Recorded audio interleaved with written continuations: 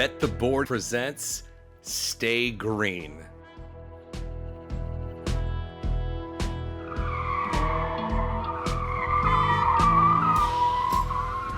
Stay Green is your first stop for all the metrics, matchups, and money-making opportunities at the track each race week.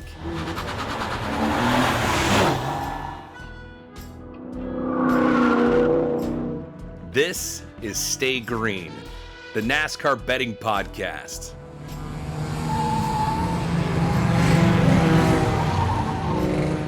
Here are your hosts, Todd Fuhrman and racing analyst Chris Werme. Welcome into the Stay Green podcast, part of the Bet the Board podcast network, all distributed on your favorite Wondery platforms.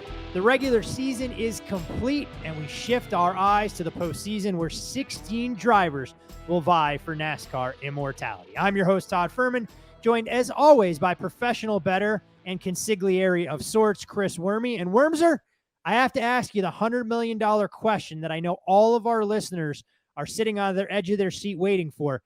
Did you watch and wager on the Daytona race last Saturday night? I watched, but did not wager. I was in Tahoe, and fortunately, there's two sides to Tahoe. There's the Nevada side, and there's the California side. Fortunately, I was on the California side and didn't have access to any legal books with a place for me to bet. So I was able to just sit there and watch it, albeit with no sound on. I'm pretty sure for the entire bar, I was doing the play-by-play for everybody as everyone was cheering on the end of stage 2, thinking that was the end of the race. And I was like, everybody has to calm down. There's another stage to go. So it was a great time in Tahoe and fun to watch. It was a very entertaining race, in my opinion. So now that we got the playoffs going, kind of, and by the way, starting in one of my favorite tracks. So excited to kind of move past the regular season and head towards the playoffs. All I could picture was you in a little rowboat going out in the middle of Lake Tahoe, trying to figure out from a geolocation standpoint how you could triangulate your signal exactly. to bet it live and make sure that you were on the Nevada side to, if you thought you actually had an edge, sprinting out of the bar. But when we look at Daytona, we will get to that in a moment. Again, for those folks just tuning into the Stay Green podcast for the first time, we break things up around these parts. Stage 1, what we learned last week, and for this particular instance, may not be all that much that's applicable to the playoff race going forward. Stage 2 this week, we will do a playoff reset. I'll highlight some of the numbers and get Chris's take on if he has identified any value to add to your season-long portfolio. And the part where we'll allocate most of our efforts, the Southern 500 this weekend. The race at Darlington goes from 400 miles to 500 miles, and it is one of the crown jewels on the schedule, let alone the first race to kick off the postseason. But for stage 1, when we look at Daytona and it ends a busy regular season, Bubba Wallace points his way in, punching his ticket to the playoffs for the first time. There was no Hail Mary to be found for the 9 car of Chase Elliott, no other first-time winners sneaking into the playoff field. But I think the lasting image that everyone came away with, whether you were a casual observer or a diehard NASCAR fan, was the multiple barrel rolls for the 41 car of Ryan Preece. We can only thank our lucky stars that he was able to emerge from that unscathed. Easy for you and I to say, but it's a credit to NASCAR and the safety they've built into these cars over the years. I think that it's really important to recognize the safety that, we've seen so many bad wrecks recently. I would say just at these restrictor plate races, you look at Austin Dillon, Ryan Newman. I mean, when Ryan Newman, when they pulled up like that black, tarp to cover up after he hit the catch fence right kind of there at the start finish line, I'm like, oh my goodness. And then to see him walk out of the hospital the next day with his daughters. I mean, it's easy to point the finger at NASCAR when you have guys like, Alex Bowman or even a guy like Kurt Busch, but these cars are really safe when you look at the grand scheme of things. You have guys that are walking away. Even Ryan Blaney had a really hard hit directly into the safer barrier, but the safer barrier absorbed a lot of that. So I'm really happy that he was able to walk away. That was scary to see. And NASCAR is quick to act. I think that you'll see, with the whatever opened at the top of the car and the window net coming down. I mean, I'm pretty sure we'll see some quick fixes, but happy to see Preece walk away. Definitely a scary moment. And Blaney's had a couple of those rough wrecks. So if NASCAR is looking to try and improve the safety on the car, go right to the 12. Look at some of the SMT data and the impact that we've seen from what Ryan Blaney's been forced to endure. It did not, however, stop him from waiting with an axe to grind with the driver that may or may not have been responsible for that particular wreck this past weekend at Daytona. We also can't bury the lead. It's Chris Buescher getting his third victory of the season in the 17 car. Third win in 5 races, and suddenly RFK, a team that we thought was on the cusp of breaking through, hasn't just broken through, but has all the momentum in the world, because under different circumstances, pretty sure the 6 car could have won that race if he wanted to try and push his teammate out of the way. But when you're also the co-owner, you work together, and obviously they come home 1-2 in a relatively dominant finish to the end of the race. Yeah, there was no way. I was sitting with a buddy of mine who I was kind of explaining NASCAR. I think this is the first time he'd ever sat down and watched a NASCAR race from start to finish. And I was talking about how, on the last lap, the car that's pushing is going to pull out and try to make a pass. And so they're kind of coming off of turn, into turn 3. He's pushing. They'd kind of separated themselves because there was a lot more racing going on back in the pack. And he goes, well, when is he going to pull out to make the pass? I'm like, he's not going to do that. He's like, what? I thought you said that he was going to pull out, try to make passes. He actually owns the team, and that's his teammate that he's pushing. And if he pulls out, there's a chance that there could be contact, and then neither of them win. That was not something that I thought that Brad Keselowski, a chance he was willing to take, nor his wallet was willing to take. So pretty much an easy coast to victory. And I think there were a lot of teams, especially, like Bubba Wallace, super excited to see someone that has already won and locked themselves in to win again, so we don't have any new winners. And I think that creates a great storyline for this 23XI and Bubba Wallace getting into the playoffs. Yeah, pretty wild to see in terms of some guys that we probably wouldn't have thought much about if we were having this discussion in the middle of July in terms of legitimate playoff contenders. But a guy who has really been the model of consistency goes out and does what a lot of us anticipated he would do going into Daytona, wrapped up the regular season title, getting himself 15 playoff points. That, of course, Martin Truex Jr. officially completing a bounce-back season where he came up a few points short in the same race last year of getting into the playoffs. Suddenly, the 19 has rightfully moved himself to the top of the leaderboard in terms of odds makers' expectations for what that car can accomplish over the next 10 races. Yeah, last year he did have a lot of speed when he did not make the playoffs. He just couldn't put together a complete race. I mean, we had tickets on him at long shot prices, hoping that he just had to get in because he was going to be a legitimate threat. Absolutely. And now I'm rooting against him with no exposure.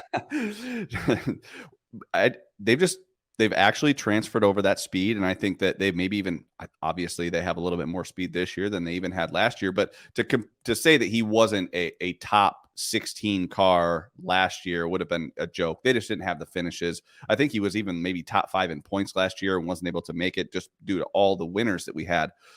So this year they're putting together complete races. And I'll tell you what, you give Martin Truex Jr. a car that qualifies well and, give him a chance to win races, and he will. He's an incredible driver, and he's the guy to beat. He's had speed everywhere. It doesn't matter which track it is. He shows speed, and you need that. Like, speed is one thing that you can't worry about while you're in the playoffs. That has to be automatic. It's just a matter of, can you put together these little 3 race segments and get to the finish line and ultimately win at Phoenix. And the one thing that we have seen too in the current playoff structure is that winning the regular season has gone a long, long way in just getting these drivers to the Final Four in Phoenix. There's not obviously a direct correlation because it's a winner take all type scenario in that final race. But when you have that leg up on the rest of your competition, it affords you the luxury, the deeper we get into the playoffs, to have one of those disastrous races and not have it be a death knell. So Martin Truex Jr. has to like his outlook as we move into the postseason. And I think that provides the perfect segue for us to wave the green, white checkered flag on stage 1 and head into stage 2. But before we do so, I want to encourage all of you, our loyal listenership, to follow Chris on Twitter at ChrisWerme15. I'm Todd Fuhrman. You can follow me there.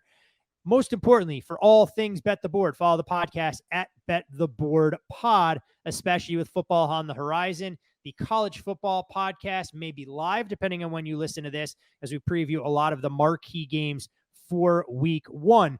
But we mentioned Martin Truex Jr. to start or close stage 1, I should say. And when we look at stage 2 and we look at the odds in terms of winning the championship, and just a quick look Obviously, it's not quite the same at every book you're going to explore. So as we always do, encourage you to shop around if there's a driver that catches your eye. Martin Truex installed pretty much as the favorite, albeit a short favorite compared to Denny Hamlin and William Byron. Truex right around 4-1 throughout the market. Hamlin and Byron at 5. Kyle Larson drifted out of touch at 7. And that's where things start to get interesting with that so-called value tier of Chris Bell at 12. Chris Buescher similarly priced. Joey Logano, Ross Chastain, Ryan Blaney all there. Kevin Harvick, Tyler Reddick, and Brad Keselowski 25-1.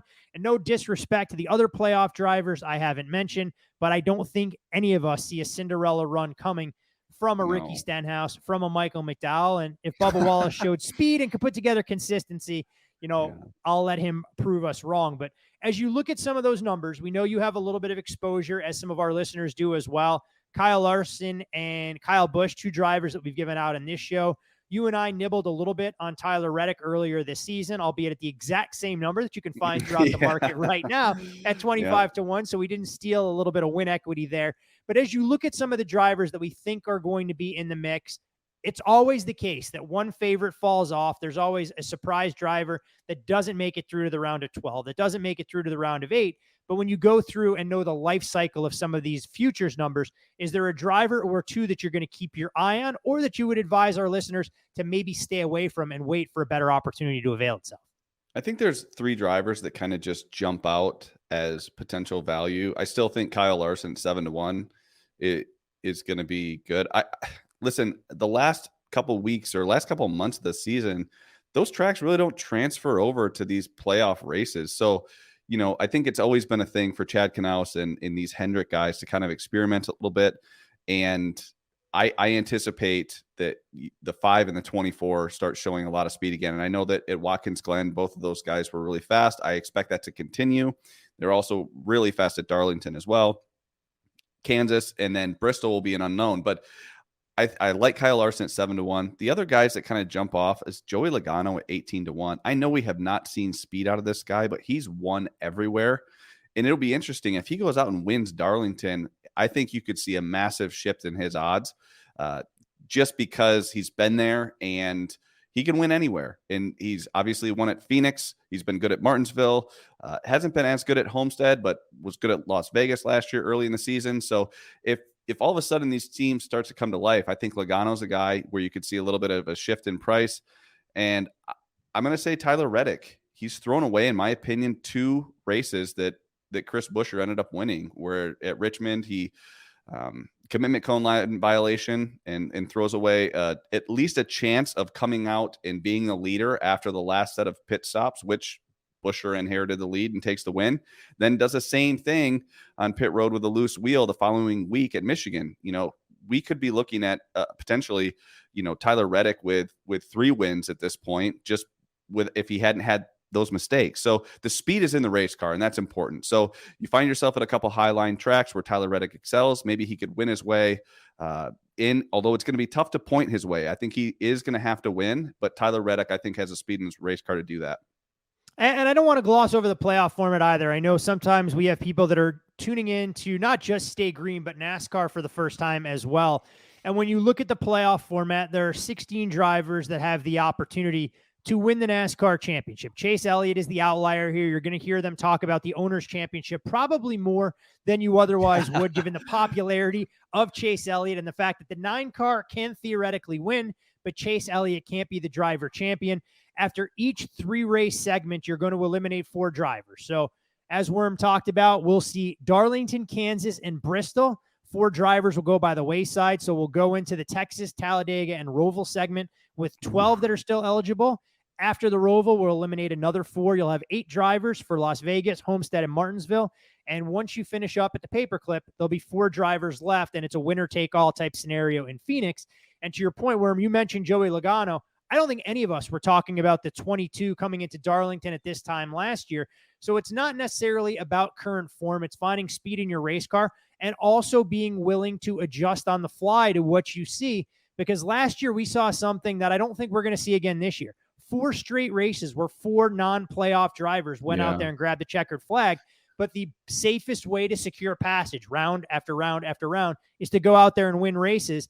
And you can really rest on your laurels. You win the first race in each phase of the playoffs, it allows you to move your eyes towards that next elimination type race or that next segment. So you're always going to want to keep track. Chris Bell, also the perfect illustration, a driver that won not once, but twice in elimination races to win or get in. His odds consistently drifted out to the 100-1 range. So you're going to find opportunities for the majority of these drivers. Martin Truex Jr. probably the lone exception until we get to Martinsville as far as prices that may make themselves available. So if you happen to miss these drivers, don't jump into the deep end of the pool and take a short price. We're here every step of the way to try and coach you and guide you into maximizing the most betting value that you're going to find. Go ahead, buddy. Yeah, to your point, that it's about kind of finding speed late in the season. I mean, Tony Stewart, when he won his last championship, said his team didn't even deserve to be there. That's how slow he had been throughout the season. And him and Carl Edwards put on a clinic of just dominating races. I think he won half of the races, and it was the chase at that point. But to your point, you have to be peaking at the right time. And, you know, you look at some of these teams, and did RFK maybe peak too soon? And what have some of these teams that maybe have kind of laid down over the last couple of weeks? You look at the one team in Trackhouse. You look at the 5 and the 24. Some of these teams that maybe just haven't shown a lot of speed lately. I think that they've been working on things. I think you'll see them show speed this week at Darlington. If they don't, because the 5, the 24, and the 1 all are really, really good at this track, I think that might spell trouble for them later in the playoffs. But if they come out and unload fast and they're racing competitively, look out. I think that you could see Chastain start to make a move. He has to run better than he is. And I also think the same thing about the 5 and the 24. The other thing, too, and I know we've mentioned it until we're blue in the face, obviously it impacts the way you go about betting into the outright market. But in this day and age, in the next-gen car, it doesn't matter how fast you are. There is such a thin margin for error. So you have to be buttoned up. You can't have self-inflicted penalties, speeding penalties, too many men over the wall, equipment leaving the pit boxes, or in the case of Michael McDowell, driving through too many pit boxes. These teams have to sort it out, and it's part of the reason that you've seen a lot of these teams make changes as far as their crews are concerned. And we'll get to more of that when we discuss Christopher Bell and his outlook for this weekend at Darlington. But a lot of interesting things to keep in mind, still plenty of betting opportunities. Look, if you were going to give me a chance to sell out of my position in the 5, the 45, or the 8, I'm not going to do it right now. I like some of those drivers. Do I wish I had a little bit of Martin Truex Jr. sitting in the back of my portfolio, or the 11? You bet your ass I do, but we'll cross that bridge when we get to it. Yeah, or the 24 for sure. But I think the 24 is a guy that we're going to be able to find opportunities to bet outright in a lot of these races and maybe be able to extract a little bit more value if his price at Darlington is any indication.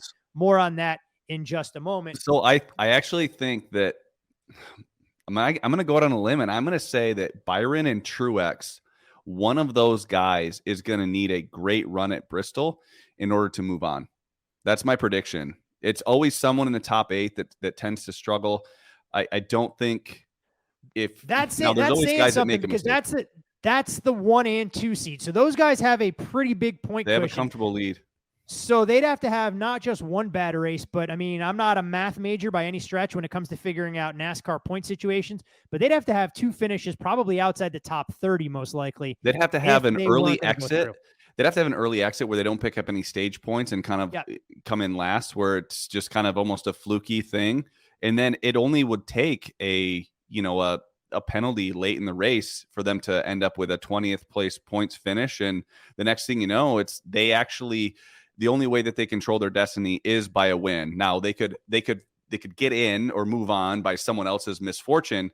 But I do think that between one of those two guys, because they've run pretty flawlessly all year. William Byron has actually had pit row. It's been a weapon for him. I mean, they haven't made hardly any mistakes. They've been super fast. So I think that unfortunately, I don't know, this is not me. Don't bet this. This is just, I have a feeling that one of these two teams is going to struggle in these first 2 races. And it might not be because of their own fault. It might just be they get caught up in something and they find themselves in a must-win scenario, or they just don't control their own destiny heading into Bristol.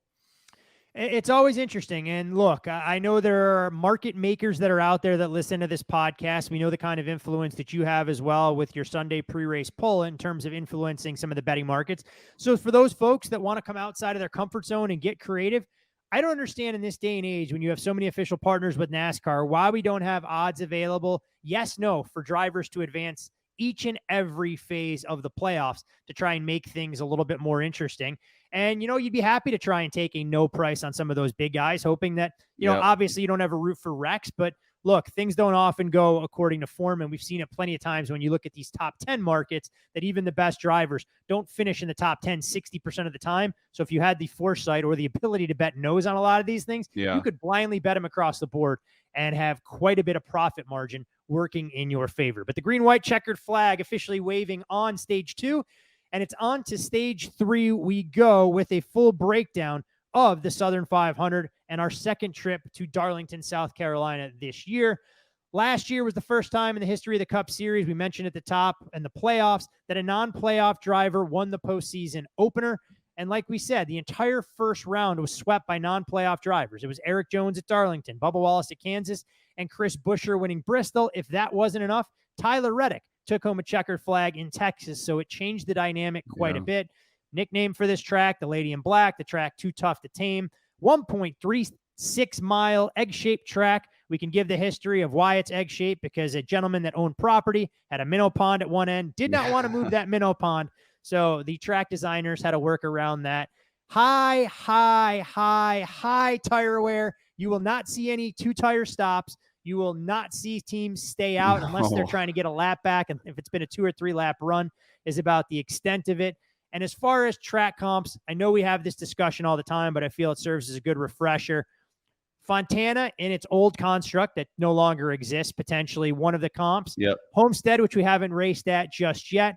Is there anything else? I know some people say Kansas is a 1.5 mile high tire wear, or some of the others. Are there other tracks that you think people should be factoring into their equation when they're looking to try and get an edge up on some of these pre-week prices? I think you were right in the Homestead and Fontana. Man, you could throw Kansas in there if you really wanted.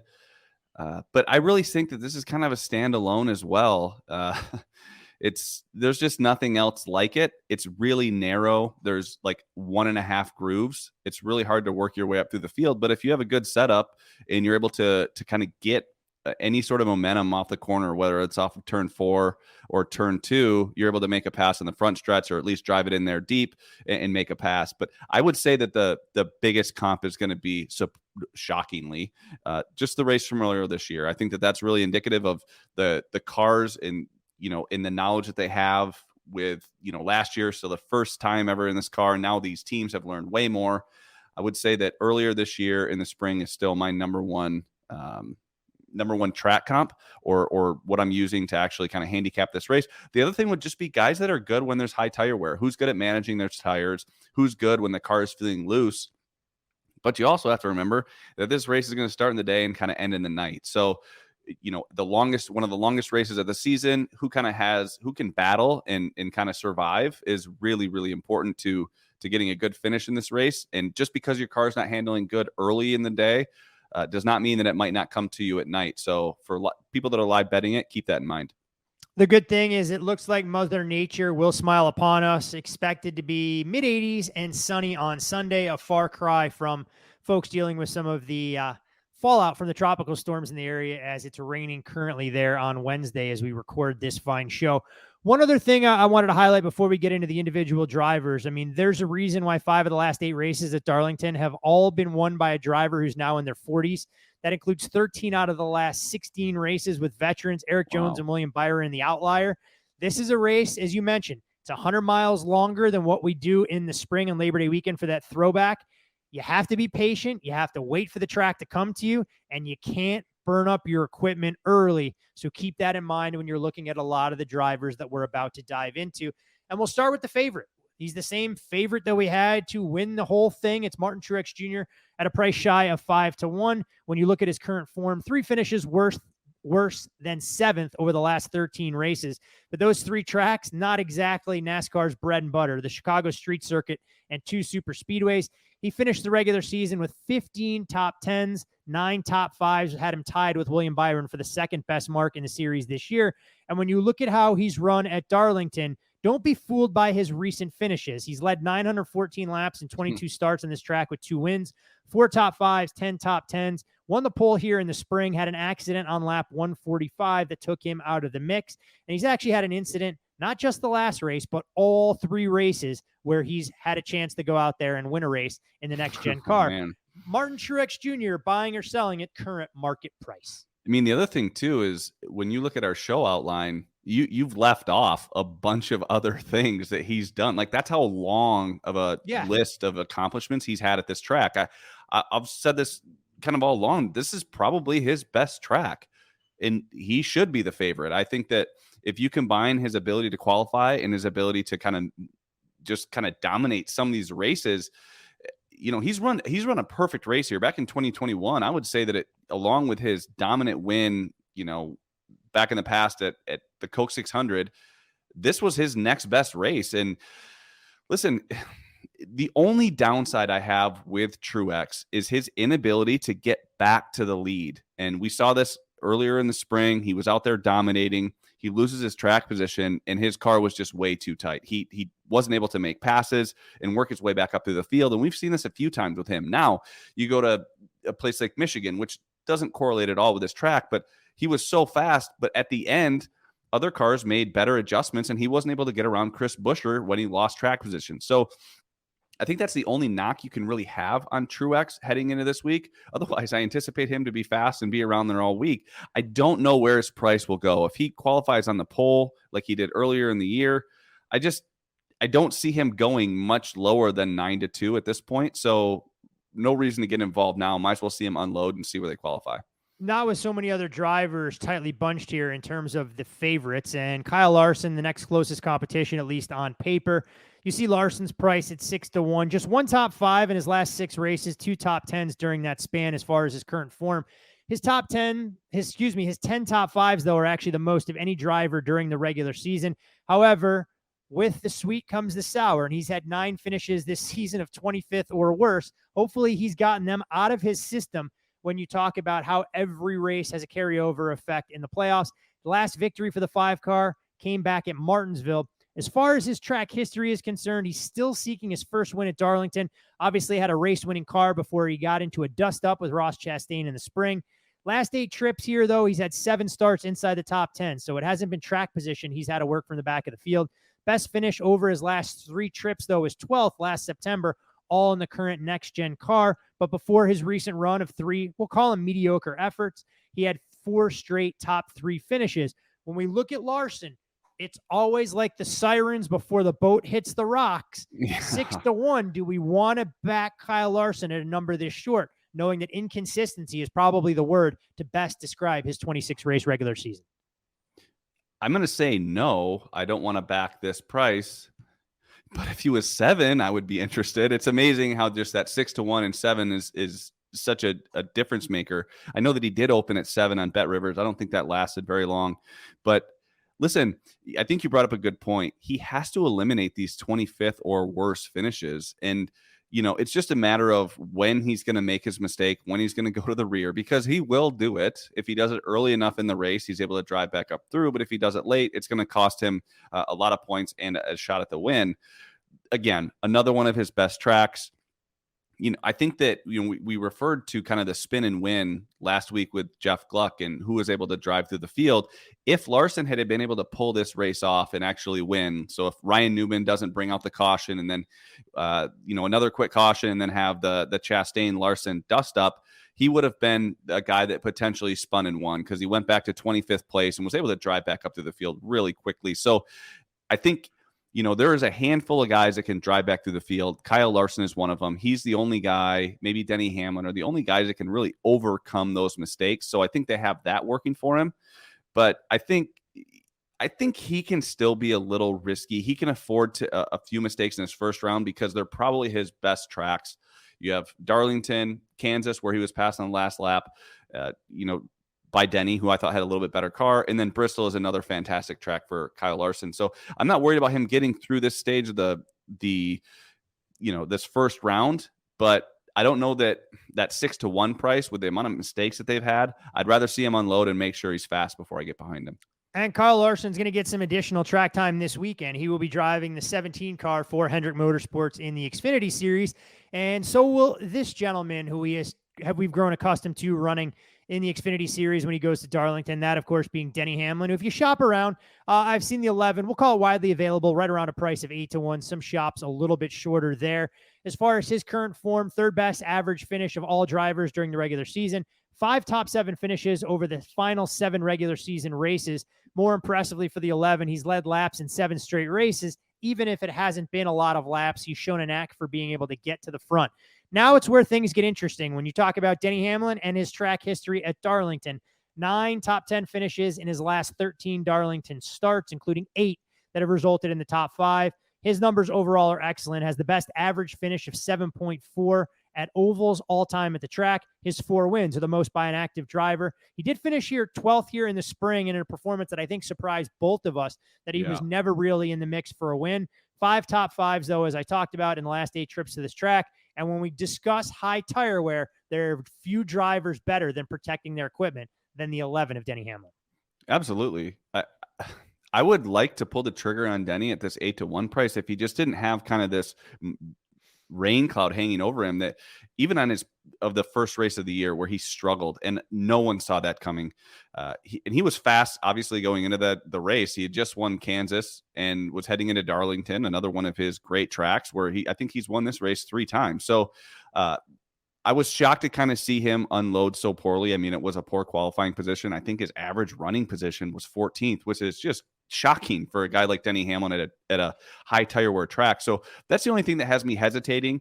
Also, I do think that you're going to see someone qualify better than him. I think that it could be the 24, the 5, or the 19. If any of those guys qualify ahead of him, I can't imagine Denny Hamlin going off at less than 7-1. So again, let's just wait and see how he unloads, because in the spring, his practice, he looked like a 12th to 14th place car, and that's kind of what he was all day. So if we see kind of the same things, there could be a potential to fade Denny Hamlin if he looks similar in practice like he did in the spring.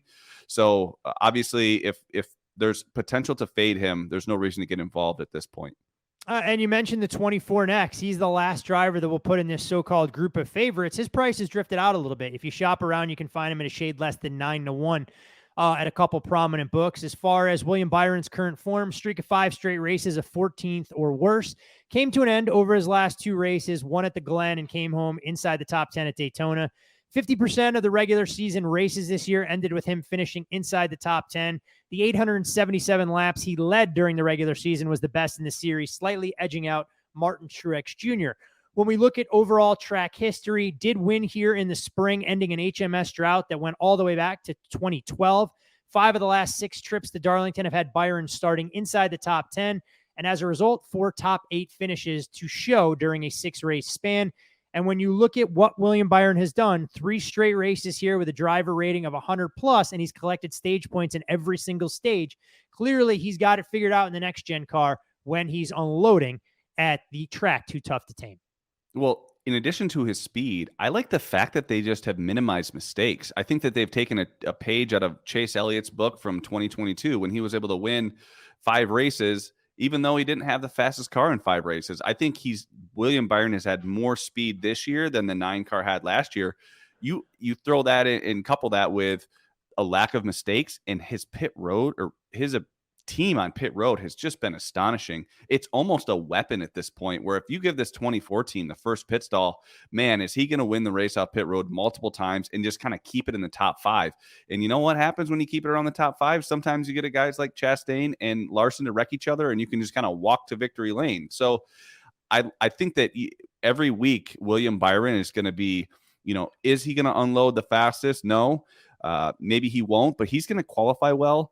And he's just going to hang around. And I think that that's why he should probably be the favorite to kind of, just with the lack of mistakes, he's going to be around. I don't know that he was the best car or even a top 5 car here in the spring. But again, he was there to take away the win. You couple that with last year in the spring when Joey Logano just punted him out of the way. I thought he had a better car. So he could have potentially have 2 of the 3 wins at this track in this car coming into this race. I think he's going to be strong. Again, I can't see him going off at like 6-1. So at this point, I'm just going to wait and see how they unload. Playoff drivers that weren't called favorites, or at least the market doesn't suggest they're favorites, as we start to get into those guys priced at 10-1 or greater. Not going to go in chronological order because we have seen some movement here. So we'll start with the one car, though, of Ross Chastain. 11-1, kind of the market consensus on the Melon Man. Current form, not ideal by any stretch of the imagination. Yeah. Just one top 5 finish in the last 14 races. His win at Nashville feels like an eternity ago, and a 7th place run at Michigan was the only actual result of note since then. You begin to wonder, are they testing for the playoffs? Did all of their resources go into the 91 car that we've seen on road courses? Did it go to get the 99 to the playoffs that came up just short? Finished the regular season with 9 top 10 finishes, has led just 35 total laps since Nashville. But as far as Darlington is concerned, he's led a lot of laps at this track, but is also has a lot of crashes and needs to actually finish these races. 26 laps led, but a crash, and a 30th place finish last year. 20th in this race a year ago after 93 laps led, and 29th in the spring, crashed while battling for the win with Kyle Larson. Eventually, if he can keep his car on the track, this is a guy who's going to have a chance to win it. You think this day in the sun could be coming here. Thoughts on Ross Chastain? I love Ross this week. I'm going to go ahead and say that the Trackhouse team the last couple of months have focused all of their resources on this 99 team and getting them in the playoffs. And now that that's not a thing anymore, I think they're going to focus all their resources on getting this one team to Phoenix again. And if you look at the last 3 races in this next-gen car, I think that Ross Chastain has hands down been the best. If you look at his fast laps last spring, I know that we're going back to the first race, but he still had 27 fast laps and was able to come into a putrid 30th place. He was able to do that with the second most fast laps of anybody behind Joey Logano. You fast forward to this race last year from the spring, and you see him do it again. He had another ton of fast laps. He had 49 fast laps, and I think that led the field in fastest laps. I mean, those are really key metrics to show how good your car is. And it's not like he was off sequence. You don't get off sequence at Darlington where you happen to have tires unless you blow a tire, right? So I think Ross Chastain is going to be really good. And you look at arguably the fastest car here. He was the only guy that was able to pass Martin Truex in the spring, and kind of caught, I think, everyone off guard when he was racing Truex for the win. I don't know what the hell happened there in turn 3 when he decided to check up for the 99, and then the Truex gets into him. And here we are sitting with Truex, Larson, and Chastain going, what in the hell did we do wrong to deserve this? But I love Ross Chastain. When he opened at 14, we definitely took a little bit of a swing on him. I still think that he's a play at 12-1. Now, if they swing and miss this week, which I do not see happening, I think it's an indication that Trackhouse has just lost a step to everyone else. But at this point, I think this is a great opportunity for an outright price for a guy that I think will qualify well, and I think he will potentially be the fastest car when it comes to race trim. I actually went back and looked because, I mean, you know me, we all keep meticulous records for what we do. Darlington 1, as we'll call it, or the Darlington Spring Race, because of that swing, was actually the worst race that I have documented for me so far this season. The positions weren't pretty, but it was a double-digit unit swing, and, you know, we're not out here with 30 or 40 units in play most of these races, given the position sizes. So when there's a double-digit unit swing, it tells you exactly how things change and the financials that come along with it. So hoping to reverse the curse at Darlington this weekend. Chris Bell in that similar price range as well. When we look at the 20 car, current form, 13 top 10 finishes, about as quiet as you can be, though, in accomplishing that feat during the regular season, mainly because his 3rd place finish at the Glen was his first top 5 since winning on the Bristol Dirt back on Easter weekend. He did have the 6th best average finish during the regular season, though. And when we look at track history for the 20 car, did have one of the better cars on this track here last year, started 3rd and 2nd, respectively. Had a 5th and 6th place finish. It came home 14th in this race in May. When you look at his 5 career starts with JGR at Darlington, 14th this past year, 5th, 6th, 20th, and 14th. But Chris Bell has some unfamiliar faces that will be on his pit crew this weekend. Ty Gibbs, one of the best in the business during the regular season. All of those boys will make the migration from the 54 to the 20 team. Well, that's got to help him. I think that Chris Bell can't get worse in that department. Can't get worse. I mean, every time that I pick him to win a race, he's good until he makes a mistake and then he's trash. So in everything, all the bad thing that's kind of happened to him, it hasn't really been on track incidents. It's just been everything on pit road. So hopefully this, migration of the 54 team to the 20 team will benefit Chris Bell. But the downside to Chris Bell is I don't think he's had a race winning car kind of at all throughout the year. I know he had a great finish at Watkins Glen, but there were other guys that had issues in order for him to get that finish. I just haven't seen him drive through the field like we have in the past. Now, if there is a track where he could do that, it will be someone or a place like Darlington where you can get the high line going, and those guys that are great dirt track racers tend to excel a little bit with that loose race car. So I think he's probably properly priced, but if you think Chris Bell is going to win the race, how do you think the 19 and the 11 are going to unload? I mean, I think those guys are going to be rocket ships if Chris Bell is the car to beat. So I think that because of that, there's no reason to take Chris Bell at 12-1, wait and see him unload. And if he's fast, that the favorites are going to be the 11 and the 19. You're probably still going to get a good price on Chris Bell, knowing that he has, a top 3 to 5 car.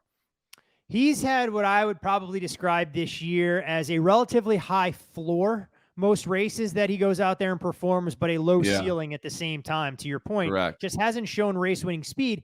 And quite honestly, he's become a lot more difficult to bet in some of those head-to-head matchups because he's not racing against second-tier drivers. So if you can't go out there and win a race relying on who you're matched up against to try and have a bad Saturday or bad Sunday, feels like a leap of faith, and one that I'm not quite willing to make in terms of backing him before he unloads.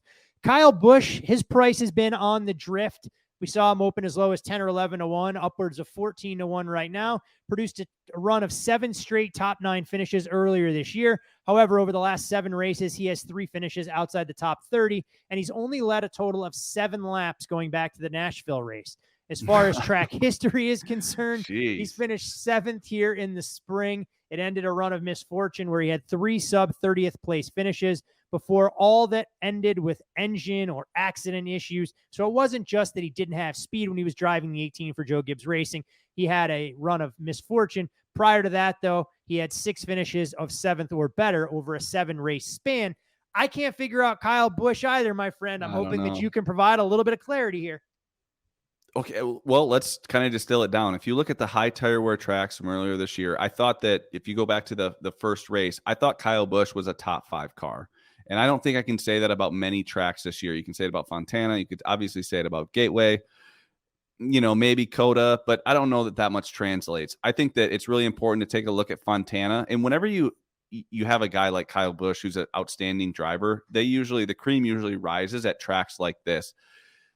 This 14-1 price, this drift has kind of been nice. I mean, at what point do we pull the trigger? I mean, it's close to 14-1 just because remember, track transition is going to be massive from the start of the race to the end of the race. And Kyle Busch gives some of the best feedback. And if they can kind of hit on a few things and get that car incrementally better at every pit stop. And by the way, there's going to be a ton of pit stops, which also scares me because Kyle Busch loves to speed on pit road. So I don't know if that's a benefit or, a negative.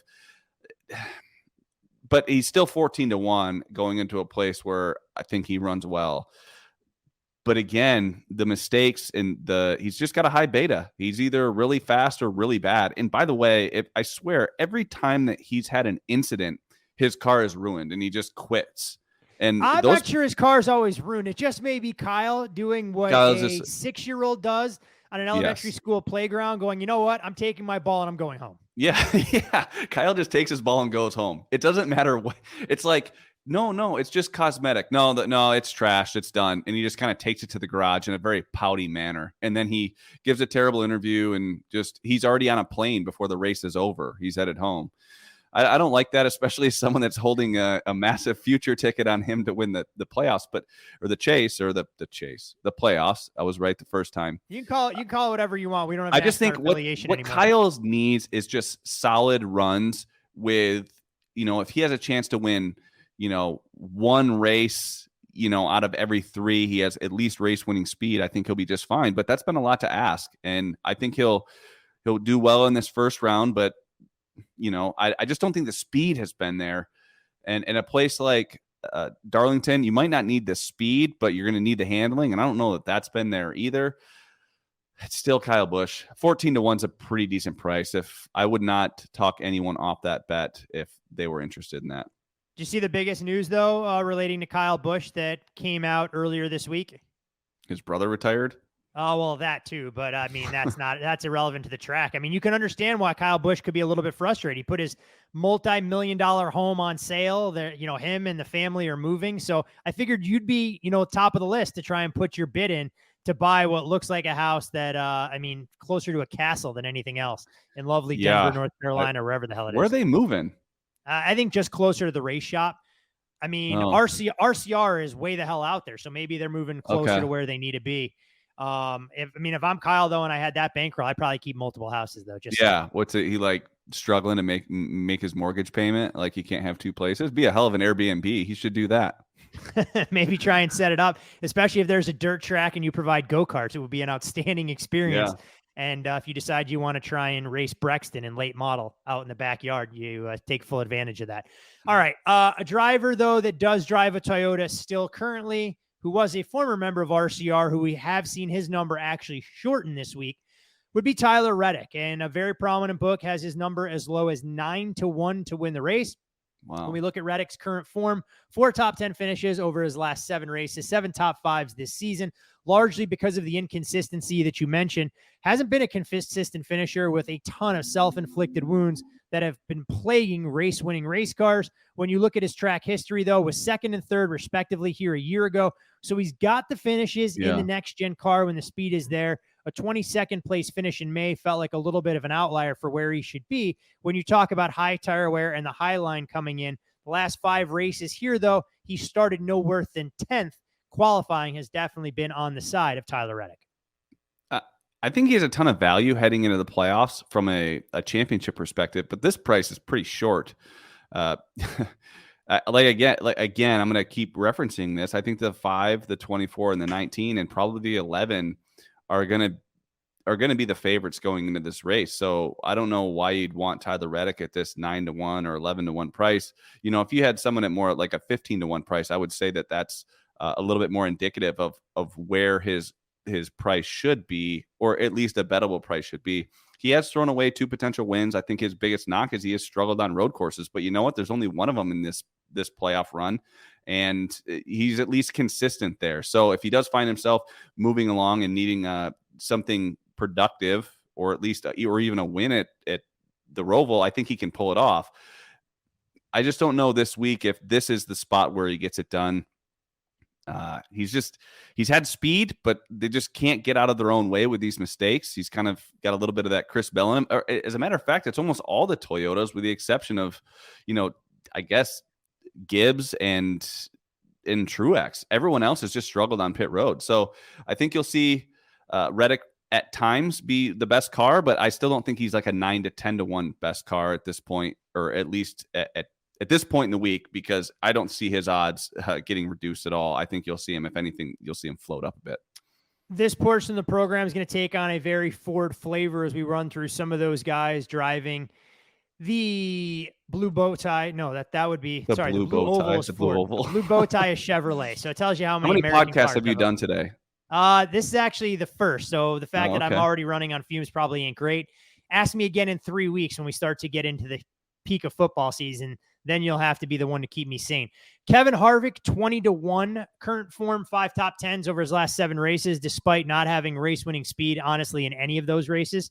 12 top 10s so far this season. Problem for the 4 car, he's led just 122 laps so far this year, and 14 of those actually came last weekend at Daytona. Didn't, of course, sound overly optimistic about his chances to drop the mic and go out on top of the sport in his post-race interview at Daytona. But when you look at how he's performed at Darlington, finished second here back in the spring, 14 top 10 finishes in his last 15 starts, including 9 of the last 10, resulting in top 6 finishes. And he's led a robust 755 laps in the 14 starts he's made here as a member of Stewart-Haas Racing. Well, if the playoffs weren't starting with these tracks where Kevin Harvick was so good, if let's just say it was Fort Worth or Dallas or Texas, Talladega and Charlotte, I think that he would just kind of cash it in. Like, I just think that he's just kind of lost it. I mean, the negativity after last week, he's been a bum on these recent tracks. And I just wonder, SHR as a whole is just massively struggling. I imagine that the whole just the business infrastructure, I feel like, isn't there. The speed in the race cars isn't there. Harvick is obviously the most talented guy out there, one of the most talented guys to ever do this. But here's what I think is I can tell you how Kevin Harvick's week is going to go. He's going to qualify like 12th to 16th, and he's not going to have a ton of speed on short run or long run. But I'll tell you what, he figures it out. I think he can kind of work his way into the top 5 by minimizing mistakes, taking advantage of other people's mistakes, and just being a veteran driver. There's a reason why, 13 of the last 16 guys have been over 40 years old. That's because you actually need to be a wily vet to get around this place. You're racing the track a lot of the times and not necessarily the other cars. You're sitting there saying, hey, I'm going to give up a 10th or 2 on this first 20 laps, knowing that I'm going to gain, even more, like 2/10 every lap, if I can just conserve my tires. So I do think that he'll end up with a good finish. I just don't know how he gets there. 20-1 is interesting, but again, he's only really driven to the lead one time this year, and that was at Phoenix, and that's an entirely different animal.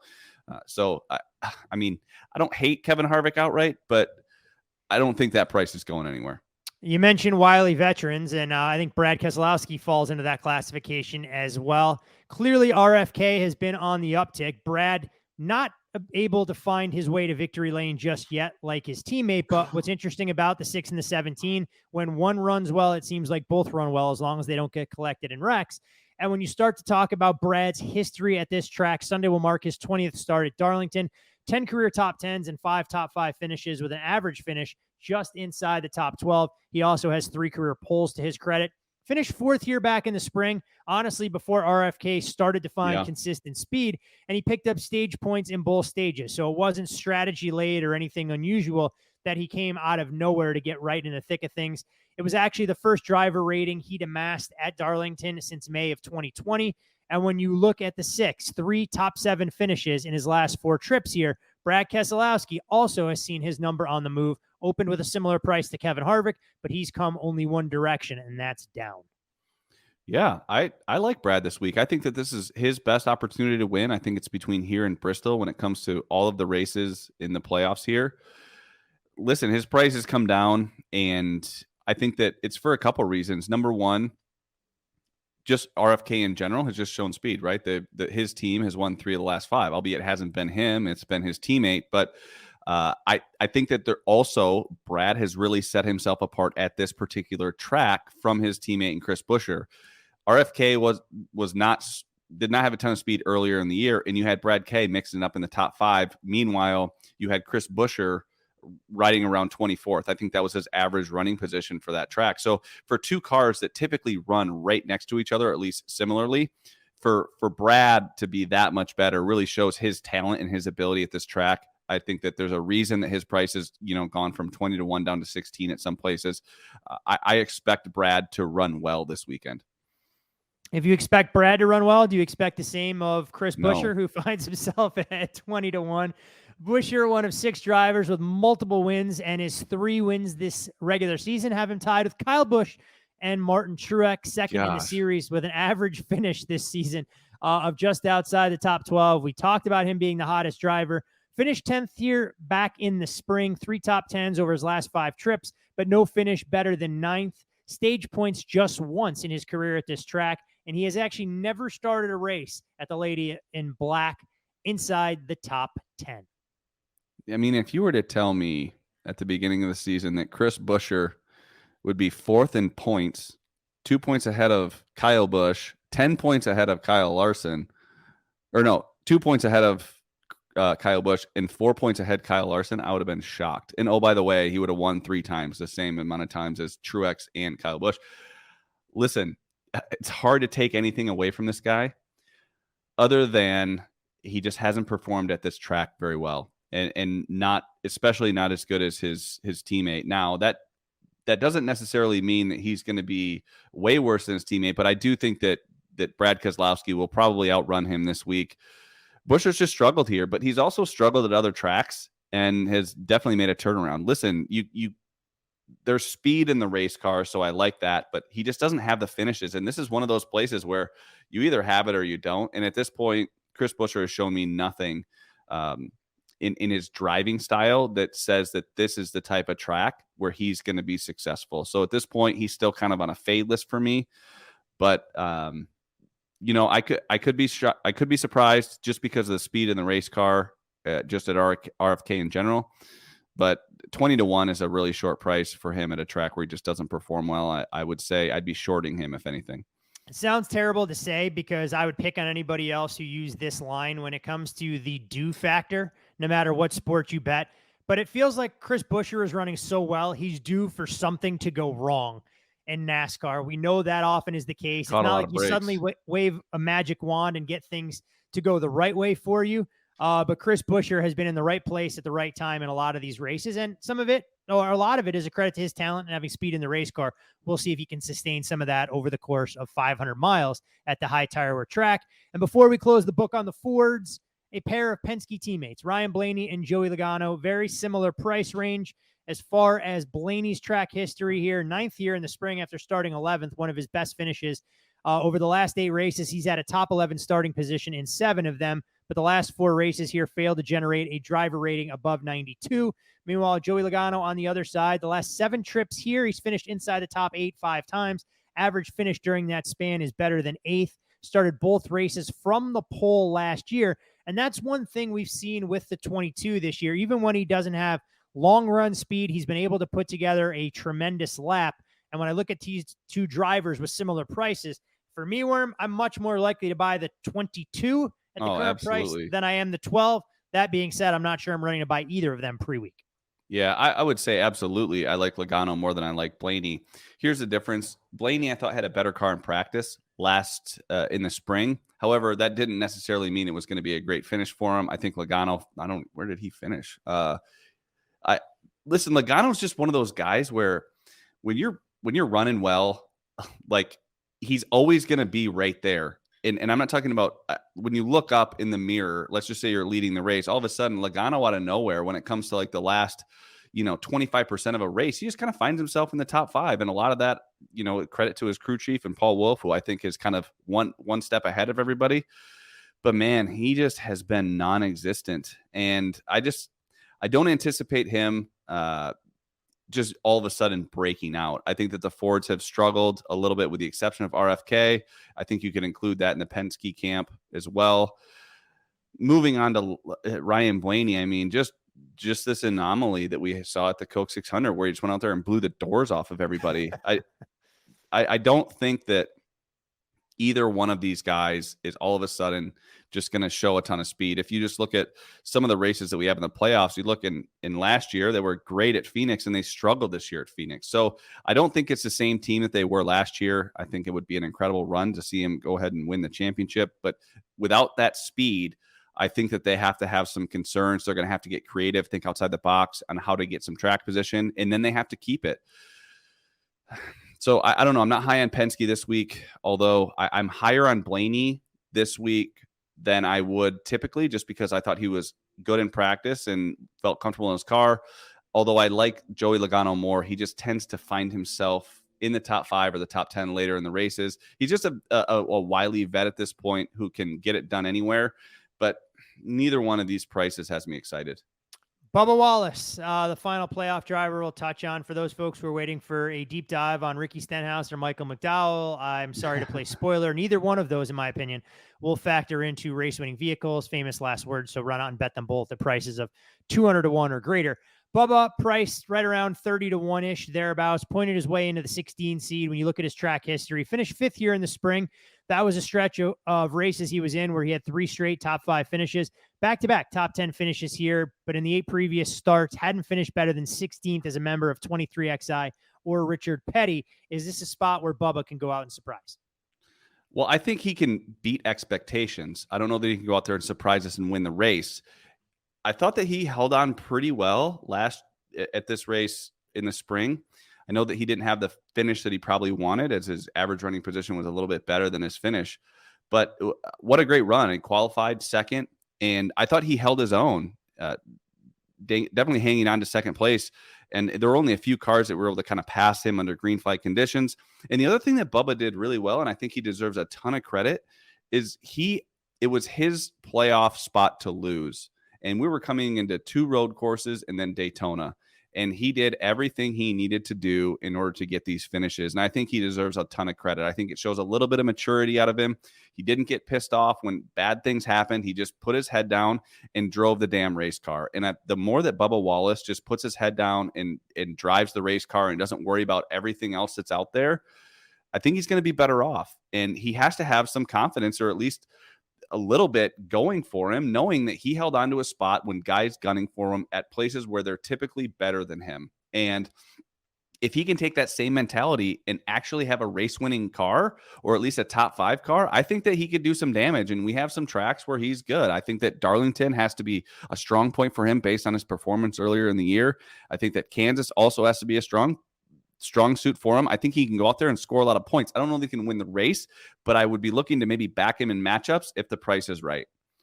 I don't want to be an elitist here. So we've talked mainly about playoff drivers, but we did see 4 straight races last year in the playoffs when they started, won by drivers on the outside looking in. So as far as non-playoff drivers, Chase Elliott obviously going to be formidable because they're not going to throw in the towel with the Owners' Championship in the mix. I feel like anytime you go to Darlington, you have to mention Eric Jones. But any drivers that you feel outside of the playoff 16 that are worth discussions, that you're going to be looking at either as drivers that you want to bet on or drivers you want to bet against? Well, I will say this. Chase Elliott can't be that bad. I know that you brought up a good point that we're probably going to hear more about this Drivers' Championship or the Owners' Championship more than we ever have, just to keep the Chase Elliott fans excited. I mean, you're talking about the most popular driver not making it into the playoffs. So they're going to definitely hype up this owners points deal, which is great. I mean, that's how the owners are paid. So it is really important. So I can't imagine they're going to roll over. This 18-1 price is not a bad price on Chase Elliott. If they just, keep the stakes to a minimum, he's going to have fast race cars. That the 5 and the 24 are going to be fast. You can't imagine that he's going to be in all that different equipment. It's just, and it would be fitting if he went out there and just won like 4 or 5 races in the playoffs after not making it and not winning a race all year. I could see that being just a great story. But 18-1 is not bad. Anyone that's interested in Chase Elliott or wanted to make an argument for that, I'm not going to scare them away. When it comes to Eric Jones, I thought about fading him. I think we did try to fade him earlier in the year here. And even though I think the bets won because he got caught up in a little bit of an issue, I think he finished 25th.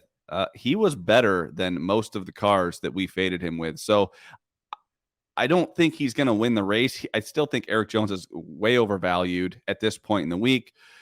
But just because I don't think he's going to look good in practice, I don't think he's going to qualify well. He's just going to race way better than where he qualifies and where he practiced. So because of that, I'm not going to fade him, but I'm also not going to jump on it and support him in any matchups or an outright price for that matter. We did fade him in 2 head-to-head matchups earlier this year at Darlington and actually split him. We faded him with Ty Gibbs, laid a price on Ty at -105, and actually bet Austin Dillon against him right around plus 135. Dillon got caught up. So Dillon got caught up there in a race car that was significantly better. So yeah, keep that in mind when you look at that pricing. Obviously, you'll see the market in flux compared to what those spring odds were versus the fall race. You can follow Chris on X at Chris Werme 15. You can follow me there as well at Todd Fuhrman. Most importantly, for all things Bet the Board, you can follow the podcast at Bet the Board Pod. And Wormser, we've run long. It tells me how much you love this fine racetrack at Darlington. But after all of the information overload you've heaped on the shoulders of our loyal listeners, what is the most actionable element that you found to get us to the window with some of these pre-week prices? Well, it's going to be a matchup, and we're going to back our boy Kevin Harvick against Chris Buescher. I think the price right now is -120 on FanDuel, -130 at the Canby shops. Obviously, make sure that you're always shopping to get the best price. But I certainly think that Harvick, I don't care how he looks in practice and qualifying, he's going to race well. And if there's a track where he can win, I think that this is one of them. I think Kansas and also Bristol. So if they can get a little momentum going and get that fire going under Kevin Harvick, I anticipate him to actually surprise people with how far he makes it in the playoffs. But I think that also Chris Buescher struggles. I think that he's a little bit overvalued. He's won 3 of the last 5 races. I cannot believe those words have come out of my mouth that Chris Buescher has won 3 of the last 5 races. I did not see that coming. I know he's a talented guy, but this is a track where you just have to spend a lot of time there. And I could see Chris Buescher, I think a 15th place run would be good for him here. I think that Kevin Harvick, kind of runs in 6th or 7th spot. I like this price right now. And I don't know that it moves much, but I certainly think that Kevin Harvick beats Chris Buescher this week.